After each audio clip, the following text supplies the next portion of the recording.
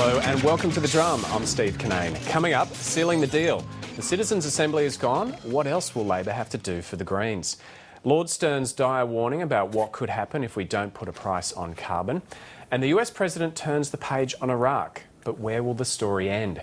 Our panel tonight, Annabel Crabb, Chief Political Writer for ABC Online, Tom Switzer, Research Associate at the US Studies Centre at the University of Sydney and a former Senior Liberal Advisor, and Damien Kingsbury from Deakin University School of International and Political Studies. First, the deal between Labor and the Greens. In exchange for the support of newly elected MP Adam Bandt, the Prime Minister has agreed to a range of demands, including parliamentary reform. Bob Brown says it's all about stability. Our commitment is to, nevertheless, stable and open and good governance of this country.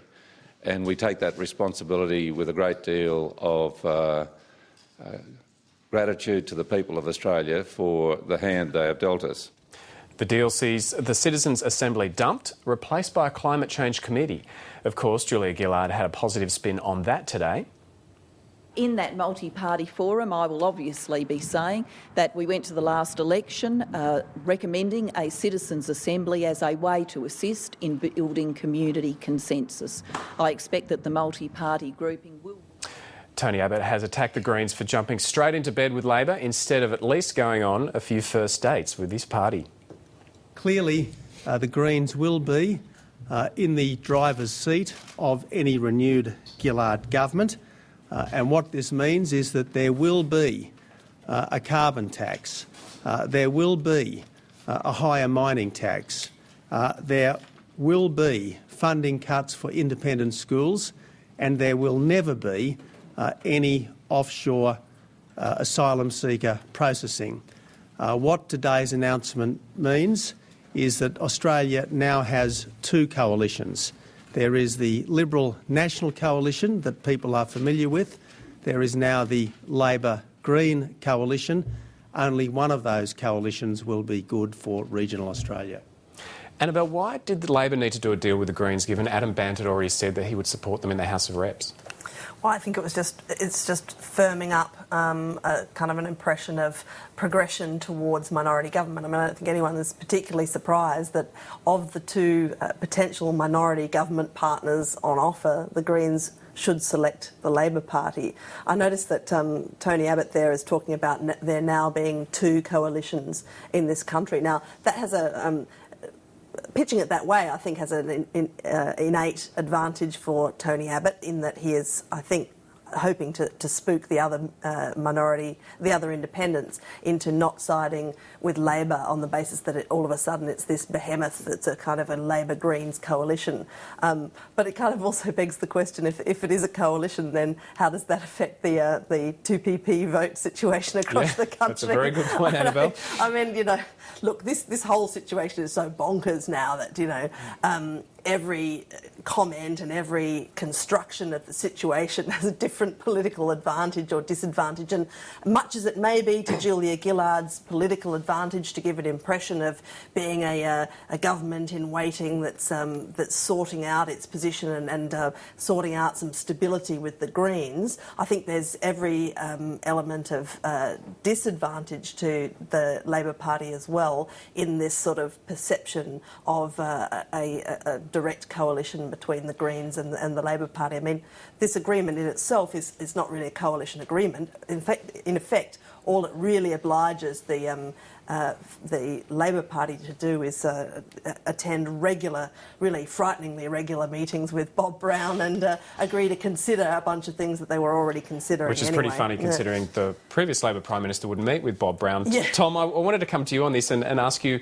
do you think that any deal between the Greens and Labor could be a disadvantage strategically when it comes to Labor negotiating with the independents? I would have thought so, because if you look at a lot of the constituencies for these independents, they are broadly fairly conservative. If you look at the Senate vote at the election 2 weekends ago, all the opinion polling evidence from Galaxy and Newspoll, it's quite clear that a lot of the people who live in these seats of the 3 independents are Conservative, and I suspect a lot of them would be very reluctant to get in bed with the Greens.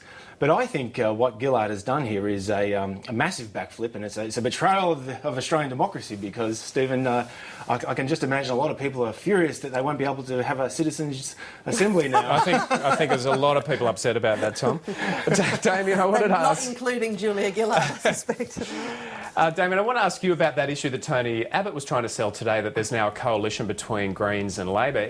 Would that be any different to any coalition that he may have with independents if he managed to get them on side? Well, I think it's more of an alliance than a coalition, and alliance is a looser arrangement.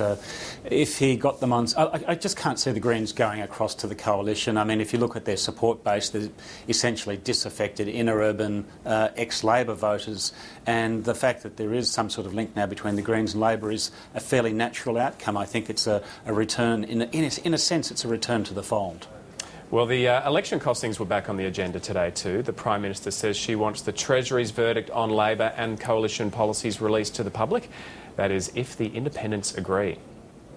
We want to be transparent. We believe those costings should be released publicly, and we will seek the agreement of the independents to do that. I would call on Mr Abbott to do the same. Tom, will Mr Abbott take up Julia Gillard's dare there?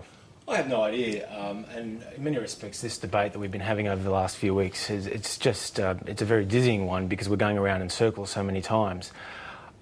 Treasury, to some extent, was compromised. I think when the leak went to Lenore Taylor of the Sydney Morning Herald about the coalition's costings, that was not a good look for the Treasury, but nevertheless I don't think it's a problem. If the coalition is going to release its policies to the independents, then it has an obligation to release it to the public. I think once it's there, it's there. So that'll end up happening, Annabel, do you think? Well, look, I think we've got away from the whole purpose of the Charter of Budget Honesty. I mean, honestly, the whole thing is just a ridiculous charade. I mean, and I think that if we're going to be kind of fair dinkum about using these extraordinary couple of weeks to negotiate a better way of doing things, and the government the coalition has already said that they're going to countenance a parliamentary budget office, and Julia Gillard, in her agreement with the Greens, says she's prepared to put together a parliamentary budget office, I think within the auspices of the Parliamentary Library. Well, maybe this is kind of what they should be applying their attentions to. I mean, I thought there was something a little bit, dare I say it, old paradigm about Julia Gillard's hauling out of the costings debate again today. She's trying to breathe some further life into that to make Tony Abbott look bad by comparison. And yeah, you know, Tony Abbott does look bad by comparison, and that is the way the Charter of Budget Honesty works. It gives an advantage to incumbents. They get Treasury to both draft and evaluate their policies, while the opposition have got to fling in what they've managed to cobble together without assistance, and then try not to look embarrassed when their errors in their workings are exposed. I mean, Damien, how did you see this bringing up the old electioneering element of the costings again? Oh, look, I think both sides are going to do whatever they can. Governments are obviously going to push the advantages they have in this regard, and oppositions are going to find the situation very awkward, and it's just part of the rough and tumble of the game. I think it's expected that they would go back to this, and it's part of the continuing post-election but continuing campaign. Well, unlike Adam Bandt, the independents are taking their time deciding who they're going to support, and Andrew Wilkie has already rejected Labor's first offer, and the country independents are busy with their briefings. They met the Treasury Chief, Ken Henry, today. Rob Oakeshott and Tony Windsor also had a chat with climate change economists Lord Stern and Ross Garnaut. But that didn't interest Bob Katter. I think their positions are fairly lightweight to those two people, and I most certainly respect my colleagues. They wanted to hear their viewpoint. I've heard their viewpoint on many a times, and I simply disagree with them dramatically. And just to indicate how stupid those people are, there is a very unassailable scientific case that there will be a problem arising in the oceans. Right? They don't mention that. They talk about global warming. Don't worry, Bob, Lord Stern is worried about the oceans too, and not just the one that bumps into the coast of North Queensland. In an address to the Press Club today, the man who wrote the influential Stern review on the economics of climate change for the British government said unless the major economies put a price on carbon, the world will be facing great peril. Risks are immense by anybody's standards. If we run as something like business as usual for a century or so, the greenhouse gases will build up from the 435 parts per million of CO2 equivalent we see now to something around 750 or above, and that would give us a high probability, perhaps 30, 40 or 50%, of seeing temperatures increasing more than 5 degrees centigrade relative to, say, the middle of the 19th century. We've not seen that as a planet for 30 million years. Lord Stern went on to say that under that scenario, hundreds of millions of people, if not billions, could be displaced from their homes, leading to global conflict on an unimaginable scale.